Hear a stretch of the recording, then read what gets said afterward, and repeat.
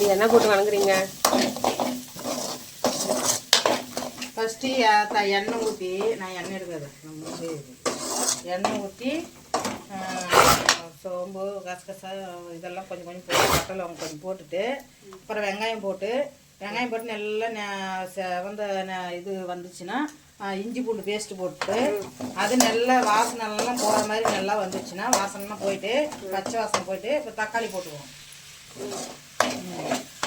தக்காளி போட்டு நல்லா வதங்கணும்.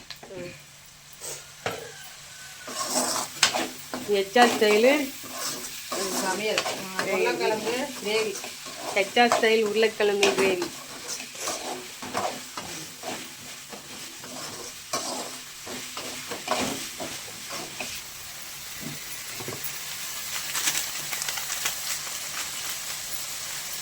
இதெல்லாம் பல்லே வெத்து கட்டிதான்.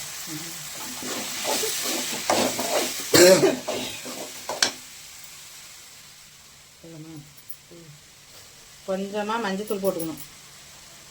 மஞ்சத்தூள் போட்டுக்கலாம். இப்போ சிக்கன் பொடி கொஞ்சமாக போட்டுக்கணும். சிக்கன் பொடி கொஞ்சமாக போட்டுக்கலாம்.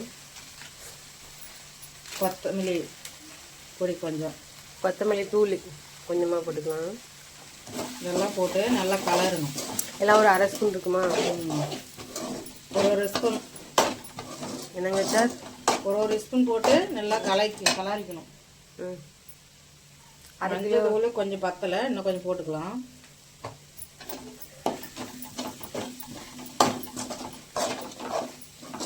போட்டுக்கின்னு நல்லா கலரி விட்டுட்டு இப்போ இந்த உருளைக்கிழங்கு உருளைக்கிழங்கு வேக அடிச்சு தோலெல்லாம் எடுத்துட்டு நல்லா மசிச்சு வச்சிருக்கிறேன். 1-2 மசிச்சு வச்சிருக்கிறேன். அதை எடுத்து இதில் கொட்டிடலாம். சூப்பர்.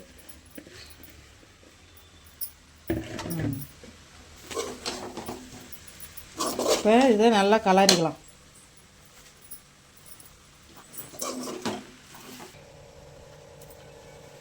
இப்போ ஹெச்ஆர் இப்போ என்ன பண்ணிட்டுக்கிறீங்க? கலரிட்டீங்களா? இப்போ கலரி முடிச்சிட்டேன். இப்போ தண்ணி ஊற்றணும். அது நம்மளுக்கு எவ்வளோ தண்ணி தேவைப்படுதோ உருளைக்கிழங்கு சப்பாத்திக்கு அந்த அளவுக்கு நம்ம தண்ணி ஊற்றி நல்லா கெட்டியாக கொஞ்சம் கொதிக்கணும். கொதிச்சுன்னா அதே கெட்டியாக வந்துடும், தொக்கு மாதிரி.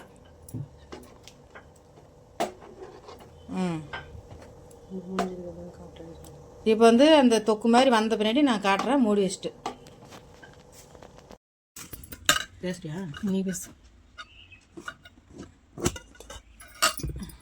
காலையில் செஞ்ச சப்பாத்தி, இது நைட் செஞ்ச சேமியாங்க.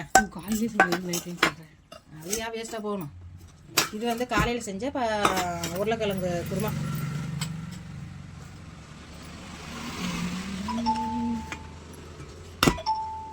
அவங்க அவ்வளோதான், அவங்க டைலாக் மறந்துட்டாங்க. நம்ம போட்டு சாப்பிட்லாம், பசிக்குது.